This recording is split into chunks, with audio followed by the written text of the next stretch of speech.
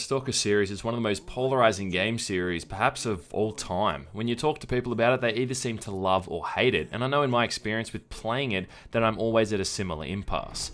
Developed by GSC Game World, it's a game with all manner of technical issues and glitches that undermine what could have been a much greater experience, but it still does have one of the most palpable game worlds ever crafted and an absolutely killer atmosphere. If you can look past some glaring and irritating bugs, this is a fascinating game. I said come in, don't stand there. So the first game in this series is Stalker Shadow of Chernobyl, and it was released in 2007 for Microsoft Windows. I can remember working at EB Games at the time and being absolutely hyped for its release. I even bought the limited edition that came in a little metal tin. But was it a good game? Well, that's a good question, and I'm so glad you asked. So let's just find out, shall we? Story-wise, this is definitely an interesting premise. Taking place in Chernobyl after the 1986 nuclear disaster, you take on the role of a stalker with amnesia, known as the Marked One, hunting down another stalker named Strelok for reasons I won't divulge. Now, stalkers are basically scavengers and hunters heading into the radiated areas of Chernobyl, referred to in-game as the Zone, looking for resources and supplies, though all most of them ever seem to do is sit around campfires and get into gunfights with bandits and mutants. The effects of the Chernobyl disaster can be seen in multiple ways, from the various anomalies throughout the game world like electrical storms and spots of radiation, through to the way various animals have been mutated and transformed into monsters.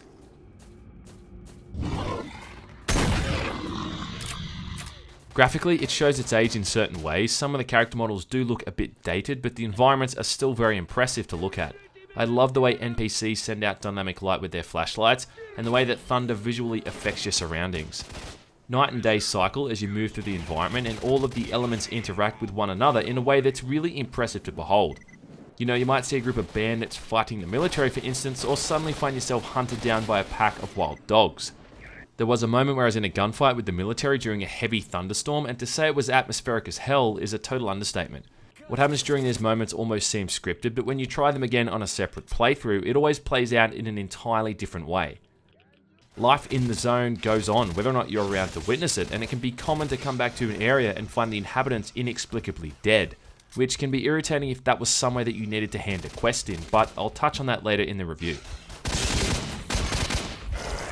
Now, Stalker has some great atmospheric sections, most notably the various abandoned underground areas like laboratories and tunnels. This is also where you encounter the game's more frightening enemies, and where gunfights become a lot more chaotic. It almost feels like an urban exploration simulator at times as you're exploring abandoned areas like warehouses and buildings. It's also where you'll find the best artifacts, which are equipable items with passive abilities like increased endurance or resistance to damage types. The only ones that I found all that useful were the ones that increased your health and endurance, meaning I could take a lot more damage and pretty much sprint around the place constantly, which is handy because you're going to be doing a lot of running around in this game. Keeping yourself alive boils down to managing all manner of items and equipment you come across in the game world, from the dozens of different weapons, all complete with multiple ammo types. You've got food and drink to stay nourished, and bandages and medkits to keep you on your feet in combat. You'll also need anti-radiation medicine in certain areas as well, so a fair bit of inventory management is needed. You've got a 50 kilogram weight limit for items, and once you go over it, your endurance drops down real fast.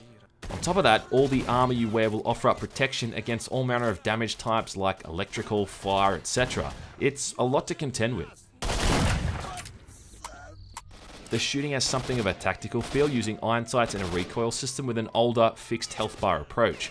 Most of the shooting takes place against other humans, usually soldiers or bandits, who generally prefer to fire at you from a distance, still being able to hit you effortlessly with the game's crappiest weapons, whilst your bullets magically dance around their heads. Speaking of crappy weapons, it should be mentioned that the earlier missions are piss poor, and the game is quite difficult early on because of it. Later on, you get scoped weapons and better ammunition types, which can take out most enemies with a well-placed headshot, but the combat can still be very hit and miss, no pun intended. You often hear people joking about how you have to quick save after every single enemy you kill in this game, and the reason for that is that death is pretty much instantaneous, especially in close to medium range gunfights. If you see a nearby enemy and they've started opening fire, often it's too late. Interior areas are even more problematic, as the AI has a habit of sitting in a corner and not making any noise, waiting for you to walk in so they can just shoot you in the back.